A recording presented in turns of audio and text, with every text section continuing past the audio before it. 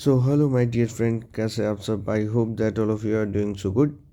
So welcome to the session of concept discussion.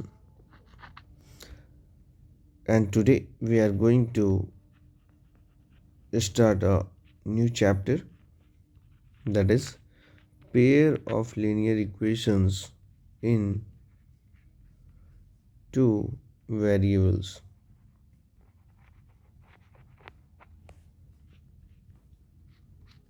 है ना? Yes sir. तो सबसे पहले इसमें किसका ध्यान रखना है? स्टैंडर्ड फॉर्म क्या होता है?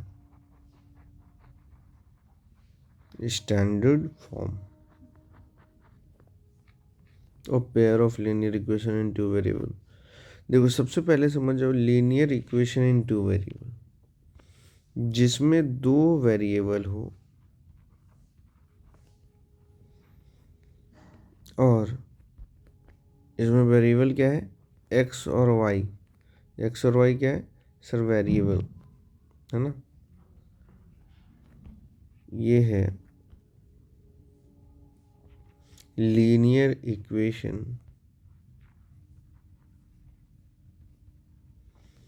इन टू वेरिएबल.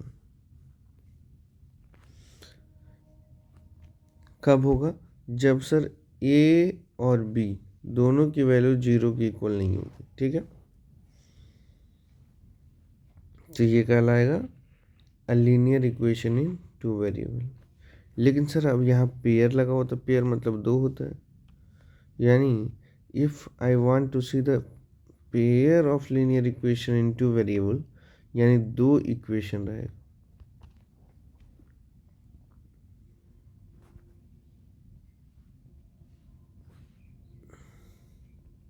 ये फर्स्ट इक्वेशन हो गया और ये सेकंड इक्वेशन हो गया. तो इसको क्या बोलेंगे सर? इसको बोलेंगे pair of linear equation in two variable.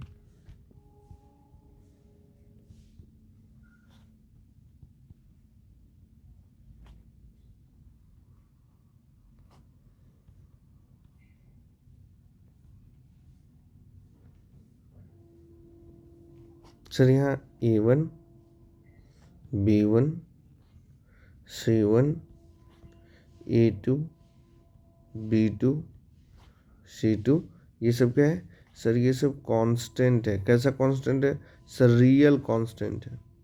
And sir A1 B1 A2 B2 की वैल्यू जीरो के इक्वल नहीं होनी चाहिए. इसको एक और फॉर्म में लिखते हैं. ये जो लिखे हो ना, इसको एक और फॉर्म में लिखते हैं. क्या लिखते हैं? A1 square plus B1 square must not be equal to zero, comma A2 square plus B2 square must not be equal to zero. ठीक है, मतलब साइमल्टेनियसली जीरो नहीं होना चाहिए. ये नहीं कि दोनों की वैल्यू जीरो की इक्वल हो गई. समझ गए? अभी बताएंगे. यानी इसमें क्या होना चाहिए सर? इसमें A square plus B square must not be equal to zero. Simultaneously zero नहीं होना चाहिए ए और बी की वैल्यू. यहाँ पे ए और बी है सर. यहाँ पे ए बी सी क्या है sir? A B C real constant है. ए बी सी क्या है? कांस्टेंट है. कैसा कांस्टेंट? Real constant. और एक्स वाई क्या है? वेरिएबल है.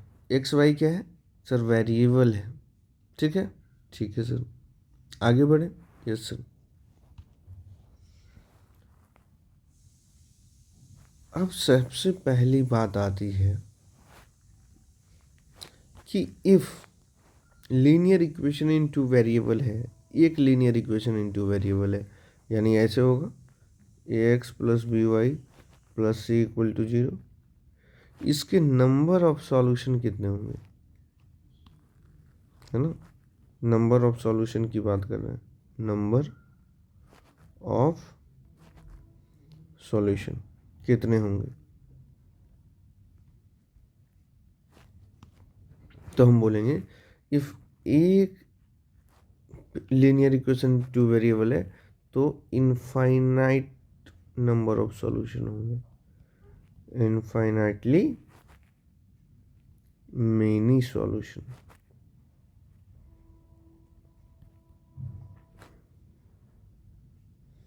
But sir if pair of linear equation in two variable है तो पेयर ऑफ है तो दो इक्वेशन रहेगा। Yes sir. अब इसके नंबर ऑफ सॉल्यूशंस कितने होंगे, तो इसमें 3 केस पढ़ना है। कितना केस पढ़ना है सर, 3 केसेस हो सकते हैं। कौन कौन सा केस हो सकता है सर, इसका एक सॉल्यूशन भी हो सकता है, यूनिक सॉल्यूशन, या फिर सर बहुत ज़्यादा हो सकता है, इनफाइनाइटली मेनी सॉल्यूशन।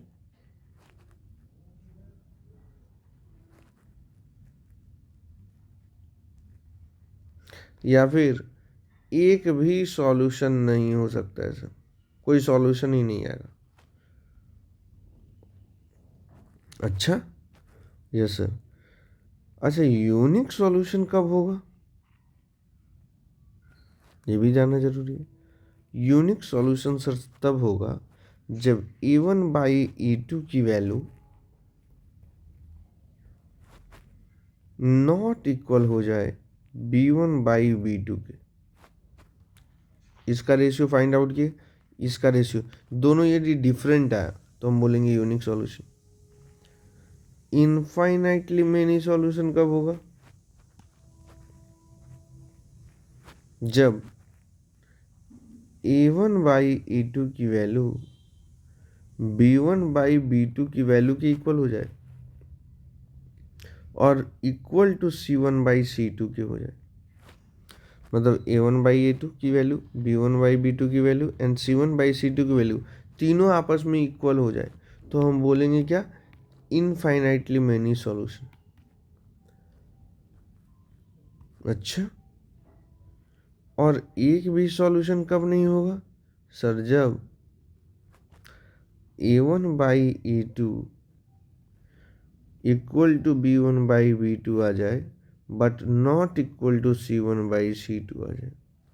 मतलब सर, मतलब इसका रेशियो इक्वल हो बट इसका रेशियो अलग आ जाए इन दोनों से, इन दोनों के रेशियो से, है ना।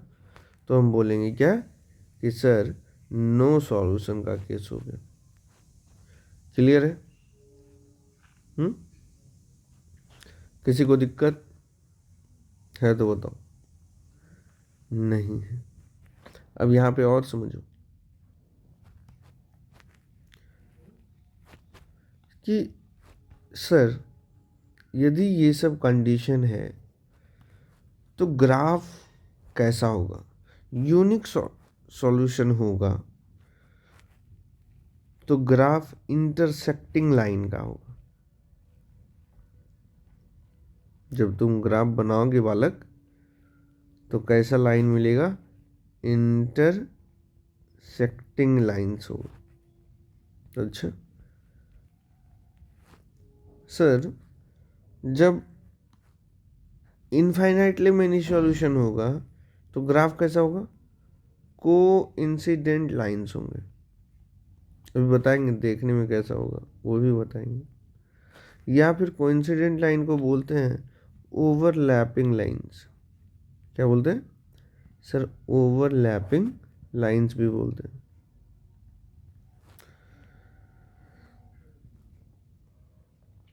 सर नो सॉल्यूशन होगा तो कैसा होगा बेटा, नो सॉल्यूशन होगा तो graph will be parallel lines अभी दिखाएंगे कि पैरेलल लाइंस कैसा होता है। ठीक है, इनफाइनाइटली मेनी सॉल्यूशन में क्या होगा, कोइंसिडेंट लाइन, या फिर इसका और नेम क्या है, ओवरलैपिंग लाइंस, या फिर यूनिक सॉल्यूशन होगा तो इंटरसेक्टिंग लाइंस। कोई दिक्कत? No sir. सर ग्राफ कैसा होगा, ध्यान से समझिए। जो ग्राफ होगा तो एक लाइन यदि ऐसे है तो दूसरी लाइन ऐसे होगी, है ना। तो यानी सर एक पॉइंट पे दोनों ग्राफ इंटरसेक्ट करेगा। Very good.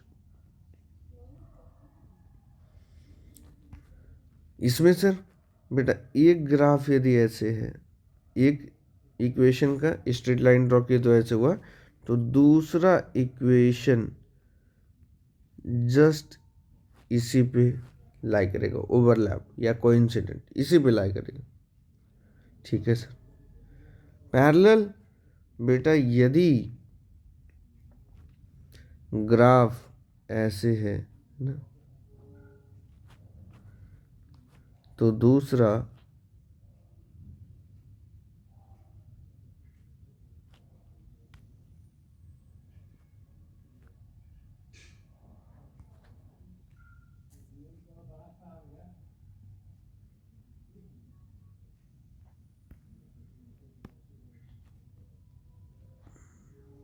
ऐसा होगा।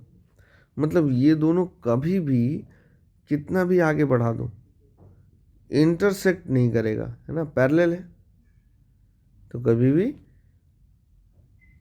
इंटरसेक्ट नहीं करेगा सर, कितना भी आगे बढ़ा दोगे तो ये दोनों स्ट्रेट चलता रहेगा। समझे? Yes sir. याद रहेगा कि ग्राफ कैसा बनेगा। यस सर, ध्यान से समझ लो, कोई दिक्कत नहीं होना चाहिए। ठीक है सर, आगे बढ़ते हैं।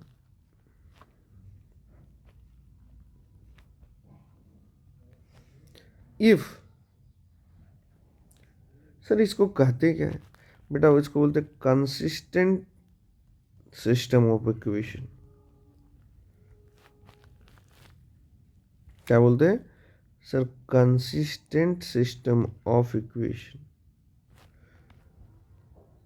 सर जब इनफाइनाइटली मेनी सॉल्यूशन या कोइंसिडेंट ओवरलैपिंग लाइन मिलता है ऐसा ग्राफ, इसको क्या बोलते हैं बेटा? इसको भी बोलते हैं कंसिस्टेंट सिस्टम ऑफ इक्वेशन। क्या बोलते हैं sir? Consistent system of equation बोलते हैं। और जब बेटा ऐसा मिलता है नो सॉल्यूशन, एक भी सॉल्यूशन नहीं मिला, पैरेलल लाइन मिल गया, ग्राफ कुछ ऐसा दिख रहा है, तो क्या बोलते हैं sir? Inconsistent system of equation. क्या बोलते हैं sir? Inconsistent system of equation बोलते हैं। बात समझ में आई बालक? किसी को दिक्कत? कोई दिक्कत नहीं है। Very good. तो क्या ऑब्जर्व किए कि हम लोग 5 चीज ऑब्जर्व किए। देखो ध्यान से, यदि एक pair of linear equation in two variable है ना, pair of linear equation in two variable है, yes sir, a1x plus b1y plus c1 equal to 0, तो सर 3 केस है। एक तो यूनिक सॉल्यूशन का केस है, फिर इनफाइनाइटली मेनी सॉल्यूशन का केस है, फिर नो सॉल्यूशन का केस है। कैसे होगा सर? कंडीशन पता है। क्या होगा condition sir? If a1 by a2 का रेशियो और b1 बाई b2 का रेशियो इक्वल नहीं है तो बोलेंगे unique solution. If a1 by a2 का रेशियो b1 बाई b2 के रेशियो के इक्वल है और उसका रेशियो c1 बाई c2 के रेशियो के भी इक्वल है, तो क्या बोलेंगे? Infinitely many solution. And if A1 by A2 का रेशियो B1 बाई B2 के रेशियो के इक्वल है, लेकिन जब हम C1 बाई C2 का रेशियो फाइंड आउट करते हैं तो A1 बाई A2 के रेशियो के भी इक्वल नहीं आता है और ना ही B1 बाई B2 के रेशियो के इक्वल आता है। तो क्या बोलेंगे कि सर नो सॉल्यूशन, एक भी सॉल्यूशन नहीं मिला। ग्राफ बनाएंगे तो कैसा बनेगा ग्राफ? सर यूनिक सॉल्यूशन का ग्राफ बनेगा intersecting line. Sir infinitely many solution का ग्राफ बनेगा ओवरलैपिंग लाइन या फिर कोइंसिडेंट लाइन। और नो सॉल्यूशन का ग्राफ बनेगा सर पैरेलल लाइंस। यदि सिस्टम ऑफ इक्वेशन की बात करें तो कैसा सिस्टम ऑफ इक्वेशन रहेगा? Sir consistent system of equation रहेगा यूनिक सॉल्यूशन में। सर इनफाइनाइटली मेनी सॉल्यूशन में भी कंसिस्टेंट सिस्टम ऑफ इक्वेशन करते हैं, और नो सॉल्यूशन में बस बोलते हैं इनकंसिस्टेंट सिस्टम ऑफ इक्वेशन। और ये तीनों केस का पांचों पॉइंट याद रखना है, तभी क्वेश्चंस बनेंगे। याद रहेगा बेटा? Yes sir. ठीक है, आगे बढ़े। नंबर ऑफ सॉल्यूशंस भी समझ गए, आगे बढ़ते हैं मालिक।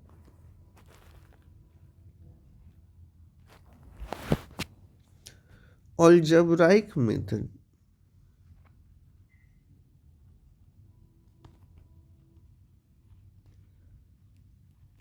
to find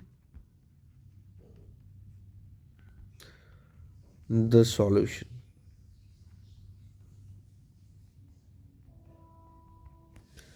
अलजेब्राइक मेथड क्या क्या है सॉल्यूशन फाइंड आउट करने का? तो सबसे पहले देखते हैं linear equation in two variable का। Linear equation in two variable ये है सर। इसका कुछ नहीं करना बेटा। क्या करना है सर? आपको सबसे पहले सॉल्यूशन का मतलब होता है एक्स एंड वाई की वैल्यू। क्या करना है सर? सॉल्यूशन का मतलब पहले समझ लो बेटा। सॉल्यूशन का मतलब होता है एक्स एंड वाई की वैल्यू। मैं लिख दे रहा हूं।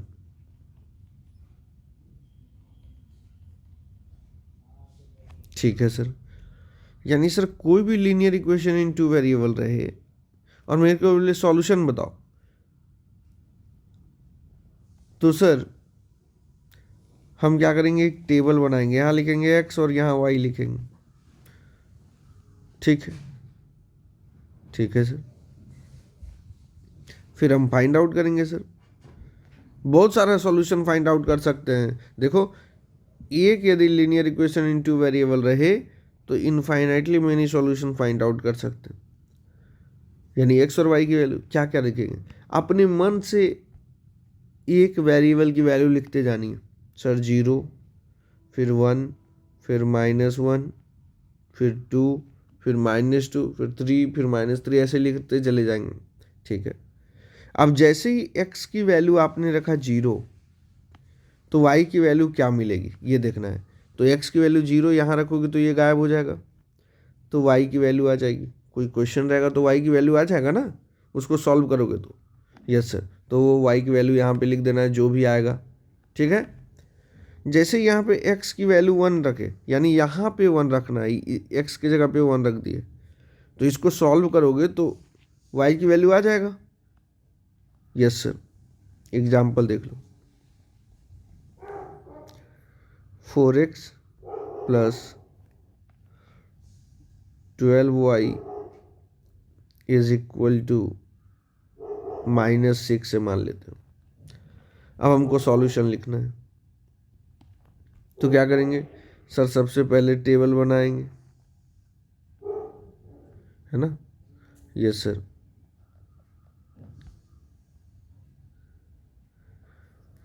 फिर क्या करेंगे सर? x की जगह 0 रखेंगे, तो x की जगह 0 ये रखते ही ये खत्म, ये 0 बन गया।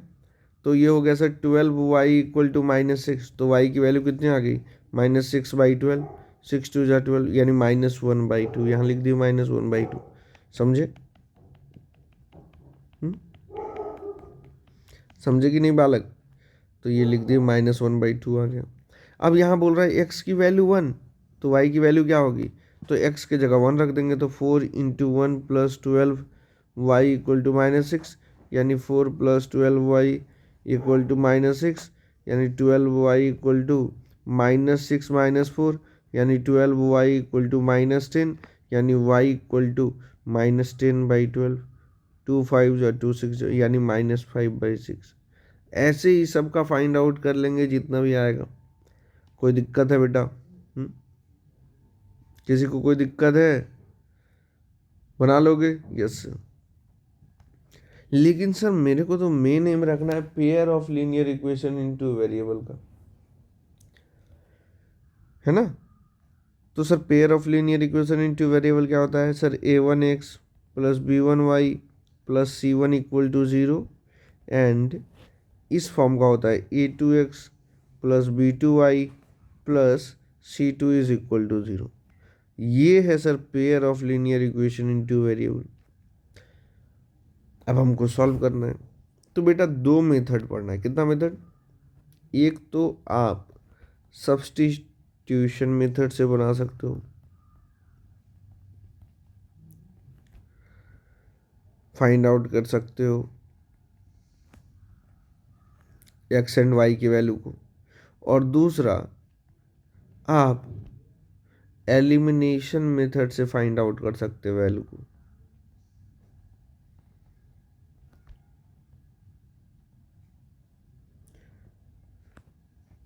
वन बाई वन पढ़ेंगे, है ना? देखेंगे कि ये दोनों में क्या डिफरेंस है, और जो भी आपको इजी लगेगा उसको आपको क्या करना है सर? सॉल्व कर लेना है ना? ठीक है, ठीक है सर। तो देखो बेटा, कोई भी क्वेश्चन गिवन रहेगा, मान लेते हैं क्वेश्चन है 2x + 10y = 6। और क्या गिवन है सर? एक इक्वेशन है 3x + 9y = 9, मान लेते हैं सर। ठीक है सर। तो दो इक्वेशन गिवन रहेगा, करेक्ट?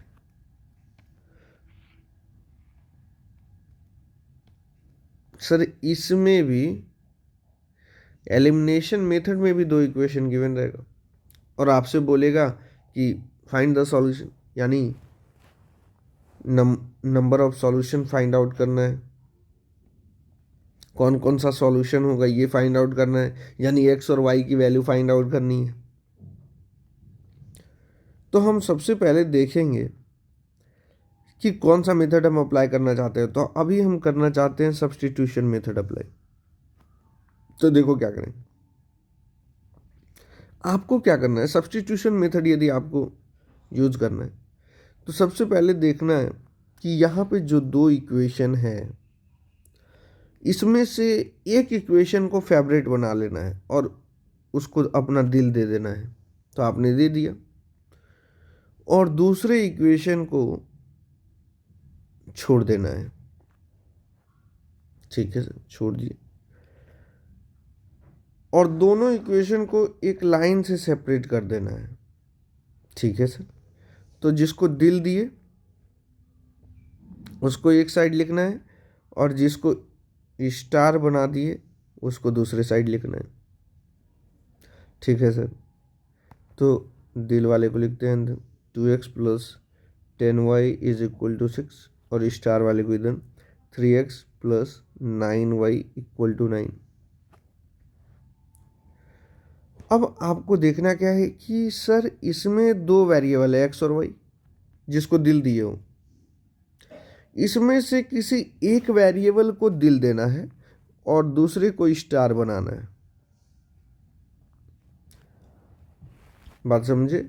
अभी यहाँ इक्वेशन को दिल और स्टार बना रहे थे, यहाँ पे क्या करना है, वेरिएबल दो होता है तो उसमें से एक को दिल देना है और दूसरे को स्टार बनाना है। ठीक है सर, दे दिए। अब जिसको आपने दिल दिया है उसको अपनी साइड रखेंगे, और जिसको स्टार बनाया उसको क्या बोले हैं, दूसरे साइड कर देंगे। तो इसको इधर रखे और जिसको स्टार बनाया उसको दूसरे साइड कर दिए। यहाँ से यदि आप x की वैल्यू फाइंड आउट करेंगे तो ये हो गया 6 - 10y, और ये 2 इंटू में है, यानी दूसरे साइड जाएगा तो डिवाइड होगा। तो x की वैल्यू क्या हो गई सर, x की वैल्यू हो गई, ऊपर से कॉमन है 2 डिवाइडेड बाई 2, 2 से 2 कैंसिल आउट हो गया। x की वैल्यू हो गई सर 3 - 5 हुई। जैसे ही जिसको आप दिल दिए थे उसकी वैल्यू आएगी, उसको ऐसे सर्कल कर देना है, ठीक है सर। उसके बाद क्या करना है, आपको देखना है कि आप इस इक्वेशन में दिल किसको दिए थे, उसी की तो वैल्यू आई होगी। तो क्या इस दूसरे इक्वेशन में वो दिल वाला वेरिएबल है? तो यहाँ पे भी पहले जो दिल दिए थे यहाँ वही सेम चीज़, x को दिल दिए थे y को स्टार, तो x को दिल दे दिए y को स्टार। यदि और x रहता तो उस पर भी दिल लिख देते, लेकिन इतना ही है अभी। अब हमको देखना है यार, x की वैल्यू तो आ चुकी है, जिसको दिल दिए थे उसकी वैल्यू आ चुकी है, तो जो वैल्यू आ चुकी है वो दूसरे इक्वेशन में रखना है। तो 3 इंटू एक्स की वैल्यू क्या है 3 - 5 हुई, और जहाँ दिल नहीं है उसको ऐसे ही लिख देना है। अब इसको सॉल्व करना है थोड़ा, तो 3 इंटू 3 है ना 9, और फिर 3 इंटू 5 15। अब इसको सॉल्व करते चलना है सर। 9 को इधर भेज देते हैं, तो ये हो गया -15y plus 9y equal to 9 - 9। तो ये हो गया सर -6y इक्वल टू 0, यानी सर y इक्वल टू 0, ये मल्टीप्लाई में है, दूसरे साइड आएगा तो डिवाइड होगा। तो यानी सर 0 को किसी भी नंबर से डिवाइड करते हैं तो 0 ही आता है। तो y की वैल्यू मिल गई है आपको,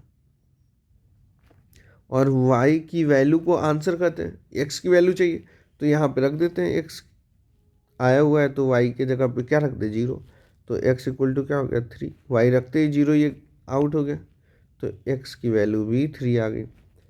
और इसी को सॉल्यूशन बोलते हैं। तो सॉल्यूशन हमसे पूछा था, तो सॉल्यूशन ऐसे लिखेंगे, सॉल्यूशन ब्रैकेट लगाएंगे, पहले x को लिखते हैं और फिर y को लिखते हैं।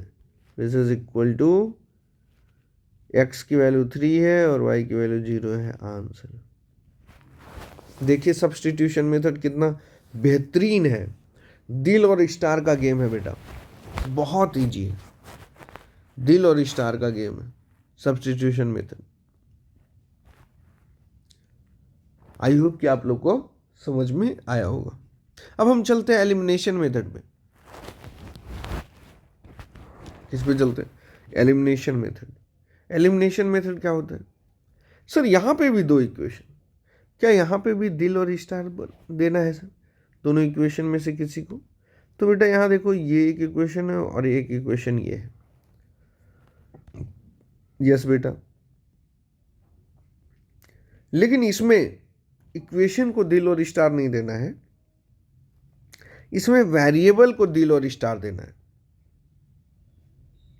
ओके सर, तो सर इसमें क्या करना है, एक्स को मैंने दिल दिया, ठीक है, यानी सर ये एक्स को दिल देना पड़ेगा, और वाई को स्टार दे देते हैं। दोनों इक्वेशन में यही करना है बेटा। अब आपको देखना है कि जिसको आपने दिल दिया उसके आगे जो कांस्टेंट है, कोएफिशिएंट है, वो क्या है, तो लिख लो। तो सर एक के आगे 2 है और दूसरे के आगे 3 है, तो इसका फाइंड आउट करना है एलसीएम। किसका सर? जिसको आपने दिल दिया था उसके कोएफिशिएंट, उसके आगे जो भी लिखा रहेगा उन दोनों का क्या फाइंड आउट करना है सर? एलसीएम। तो 2 और 3 का एलसीएम कितना होता है सर? 6 होता है। अब आपको हर एक दिल को 6 ही बनाना है, मतलब एलसीएम के जैसा ही बनाना है। तो 2 को भी 6 बनाना है, 3 को भी 6 बनाना है। तो सर बहुत ईजी है। अब दोनों इक्वेशन को फिर से लिख लेते हैं, 2x plus 10y equal to 6 and 3x plus, थोड़ा छोड़ के लिखते हैं स्पेस, 9y इक्वल टू 9। ठीक है सर। अब आप क्या देखें कि सर 2 को भी 6 बनाना है और 3 को भी 6 बनाना है, तो 2 को 6 बनाने के लिए 3 से मल्टीप्लाई करना होगा। Yes sir. तो जब बेटा मल्टीप्लाई करते हैं, जब मल्टीप्लाई करते हैं तो टोटल इक्वेशन में मल्टीप्लाई करते हैं, ऐसे ब्रैकेट लगा देना टोटल इक्वेशन में और 3 से मल्टीप्लाई कर देना। तो ये 3 का मतलब इससे भी मल्टीप्लाई होगा, इससे भी मल्टीप्लाई होगा और इससे भी मल्टीप्लाई होगा। ये हम लोग जानते हैं। Yes sir. 3 2 जा 6x प्लस 3 10 जा 30y इज इक्वल टू 3 6 जा 18।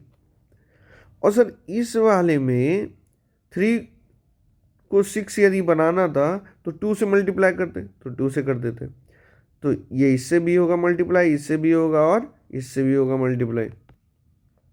तो 2 3 जा 6x प्लस 2 9 जा 18y इज इक्वल टू 18।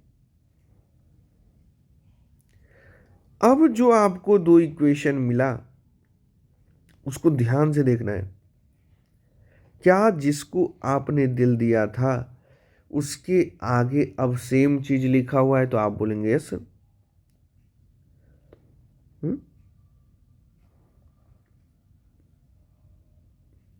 अब दोनों इक्वेशन को एक जगह पे लिख लेना है। सर लिख लेते हैं 6x plus 30y is equal to 18, और दूसरा सर देखिए 6x plus 18y equal to 18 लिख लिए। अब आपको देखना है कि क्या दोनों के आगे सेम साइन है, तो यहां प्लस प्लस है। यस सर, सेम साइन है। तो जब भी बेटा सेम साइन रहे, जब भी क्या रहे सर, सेम साइन रहे,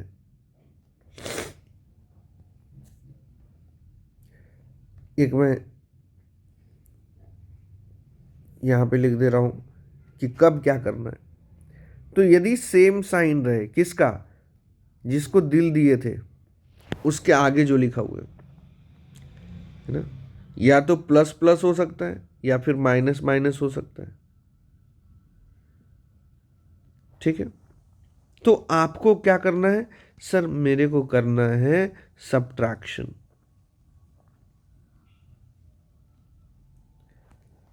बताएंगे क्या होता है, कैसे होता है।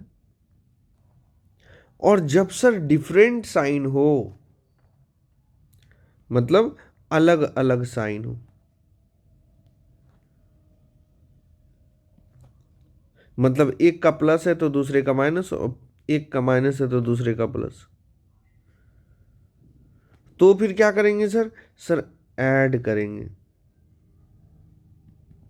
ये याद रखना बेटा, this is very very important concept है ना, ये बहुत इंपॉर्टेंट कॉन्सेप्ट है। ये आपको क्या रखना है याद। यहां पे देखते हैं सर क्या है। सर यहां पे भी प्लस है और यहां पे भी प्लस, यानी प्लस प्लस सेम साइन। तो हम क्या करेंगे सर? करेंगे सब्ट्रैक्शन। सब्ट्रैक्शन का मतलब होता है साइन चेंज, और एडिशन का मतलब कुछ नहीं होता है, बस ऐड कर दो, जैसे तुम जानते हो ऐड करना। तो सब्ट्रैक्शन का मतलब साइन चेंज, साइन चेंज का मतलब होता है यहां जो भी नीचे में साइन गिवन है उसका साइन चेंज कर दो। तो ये प्लस था तो माइनस हो गया, प्लस था तो माइनस हो गया, प्लस था तो माइनस हो गया। यदि माइनस रहता तो प्लस कर देते सर। Very good. तो ये दोनों देखो तो कैंसिल आउट हो गया क्या? Yes sir. अब यहां देखो 30 minus 18 sir 12y is equal to 18 minus 18 0। तो सर y इक्वल टू क्या आ गया सर? 0/12, यानी सर y की वैल्यू 0 आ गई। y की वैल्यू आ गई 0। जैसे ही y की वैल्यू 0 आएगी आपको सबसे अपने ओरिजिनल इक्वेशन पे चलना है। तो दो इक्वेशन था आपका ओरिजिनल, किसी भी एक इक्वेशन को लिख लेना है। तो हम इस वाले इक्वेशन को लिख रहे हैं। ठीक है, ठीक है sir. 2x plus 10y equal to 6, 2x plus 10y equal to 6। इसमें क्या करना है, y के जगह पे 0 रख देना है, जो भी वैल्यू आई है। तो 2x plus 10 into 0 is equal to 6। ये सर 0 रखते ही ये गायब हो गया, यानी sir 2x is equal to 6, यानी x इक्वल टू क्या आ गया 6/2। तो सर 2 से कैंसिल आउट हो गया, तो ये हो गया x की वैल्यू कितनी आ गई 3। तो सर सॉल्यूशन क्या लिखना है बेटा, सॉल्यूशन आपको आता है, x कॉमा वाई को सॉल्यूशन कहते हैं। तो x की वैल्यू आई 3 और y की वैल्यू आई 0। देखो दोनों जगह सेम इक्वेशन था, यस सर। क्या सेम आंसर आया, यस सर। तो बेटा मेथड आप कोई भी लगाएंगे, सब्स्टिट्यूशन मेथड या फिर एलिमिनेशन मेथड, आपका आंसर जो होगा सेम ही आएगा। ठीक है, मेथड से वैरी आपका आंसर नहीं करता है। ठीक है ना, ठीक है सर। दोनों इक्वेशन समझ गए, यस सर। दोनों मेथड समझ गए। अब समझो, लीनियर इक्वेशन ग्राफ देखते हैं। Graph of linear equation in two variable.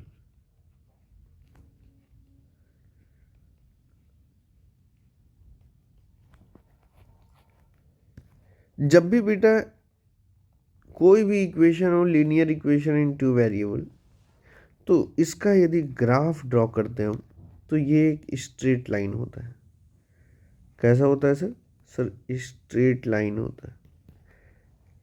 और ग्राफ ड्रॉ कहाँ करते हैं, तो कार्टेशियन कोऑर्डिनेट सिस्टम पे ड्रॉ करते हैं, जिसमें ये एक्स एक्सिस है, ये वाई एक्सिस है और ये ओरिजिन है। सर ग्राफ कैसा हो सकता है, सर ऐसा हो सकता है। सर ग्राफ ऐसे भी हो सकता है। सर ग्राफ ऐसे भी हो सकता है।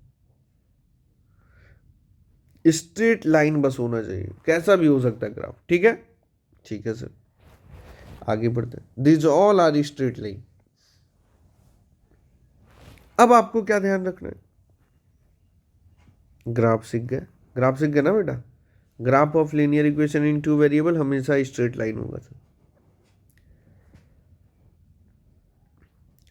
Okay sir. और यदि हमको सॉल्यूशन फाइंड आउट करना पड़े ग्राफिकली, तो एक्स को जहां पे कर रहा है कट, वो एक उसका सॉल्यूशन कहलाएगा, एक्स की वैल्यू कहलाएगी वो। समझे कि नहीं? Okay sir. अब देखो, अब हम लोग आगे बढ़ते हैं। अब क्या देखते हैं बेटा, जब भी वर्ड प्रॉब्लम आता है तो उसके लिए मैं हिंट दे रहा हूं क्या करना है। सबसे पहला स्टेप आपको ये अपनाना है कि एटलीस्ट रीड द क्वेश्चन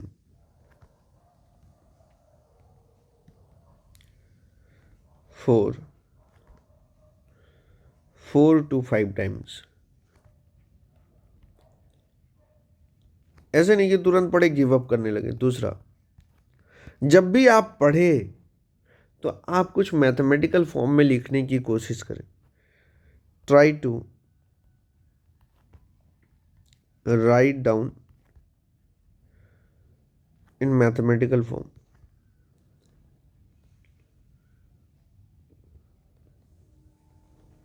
और लिखने के पहले सोचना नहीं है कि क्या लिखना है, लिखो पहले। ठीक है, ये दोनों का ध्यान रखना। ठीक है सर। अब कन्वर्जन सीखो बेटा। Conversion into linear equation in two variable. Linear equation in two variable, pair पढ़ रहे ना, pair of linear equation in two variable. ठीक है, अब देखो यदि क्वेश्चन आपके पास ऐसा आ जाए तो क्या करेंगे, 2/x plus 3/y is equal to 4 and 3/x plus 4/y equal to 5। अब ये तो pair of linear equation in two variable नहीं है, क्योंकि लीनियर होने के लिए x ऐसे होना चाहिए था, 2x plus 3y equal to 4, है ना, ये x और y ऊपर होना चाहिए था, लेकिन ऐसा तो है नहीं, ये तो डिनोमिनेटर में लिखा हुआ है x और y। यस सर, तो इसको बेटा कन्वर्ट करते हैं, कैसे, पहले लेट करते हैं, लेट 1/x को मान लेते हैं u एंड 1/y को मान लेते हैं v। तो ये इक्वेशन क्या बन जाएगा सर, 2u बन गया प्लस 3v बन गया इज इक्वल टू 4, और ये क्या बन गया सर, 3u plus 4v is equal to 5। अब ये हो गया pair of linear equation in two variable. देखो u और b ऊपर ही है। यस सर, और सर कैसा कैसा क्वेश्चन आ सकता है, ध्यान से देखिए, यदि ऐसा आ गया 2/x plus y plus 3/y minus x is equal to 10, और आ गया 10/y माइनस एक्स प्लस या minus 5/x plus y is minus 20 is equal to 0। इसमें क्या करेंगे सर, बेटा इसमें क्या करेंगे, पहले इसमें सपोज करेंगे सर, पहले देखेंगे क्या क्या है। सर यहाँ भी x प्लस वाई है, सर यहाँ भी x प्लस वाई है, सेम चीज़ है, तो हम बोलेंगे let 1/x plus y is equal to u. Sir यहाँ भी y माइनस एक्स है, यहाँ भी y माइनस एक्स है, तो फिर लिखेंगे and 1/y minus x is equal to v। तो इक्वेशन क्या बन जाएगा, देखो ये और ये दोनों कन्वर्ट हो जाएगा, किस में कन्वर्ट होगा, देखो ये बन जाएगा 2u plus 3v is equal to 10, और ये बन जाएगा सर 10v, इसको 1/, इसको क्या माने v, minus 5u minus 20 is equal to 0। अब ये कन्वर्ट हो गया लीनियर इक्वेशन इनटू वेरिएबल में। क्यों सर, क्योंकि सर देखो u और v दोनों ऊपर लिखा हुआ है। बात समझे कैसे कन्वर्ट करना है, did you able to get the point, हाँ पक्का समझ गए हो, है ना। यस सर, और एक चीज का ध्यान रखिएगा, क्या सर, स्पीड इक्वल टू क्या होता है सर, स्पीड इक्वल टू होता है बेटा डिस्टेंस अपॉन टाइम, याद रखना, डिस्टेंस अपॉन टाइम। सर यदि मेरे से कोई डिस्टेंस इक्वल टू बोल दे तो बेटा डिस्टेंस इक्वल टू होता है क्या, स्पीड इनटू टाइम। सर यदि कोई टाइम के बारे में पूछ ले तो बेटा टाइम इक्वल टू होता है, क्या होता है, डिस्टेंस अपॉन स्पीड। ये तीनों को ध्यान रखना बेटा, ठीक है, ओके सर, ये तीनों याद रखिएगा बेटा। Speed equal to distance upon time होता है, distance equal to speed into time होता है, time equal to distance upon speed होता है। यदि आप इतना ध्यान में रखेंगे तो pair of linear equation in two variable जो कि चैप्टर 3 है, इसके बेटे सारे क्वेश्चन मैंने डिस्कस कर चुका है, जो कि मोस्ट प्रोबेबली आपके बोर्ड एग्जाम में आ सकता है, ऐसे क्वेश्चन का डिस्कस मैं इसके डिस्क्रिप्शन लिस्ट में लगा दूंगा, आप देख सकते हैं।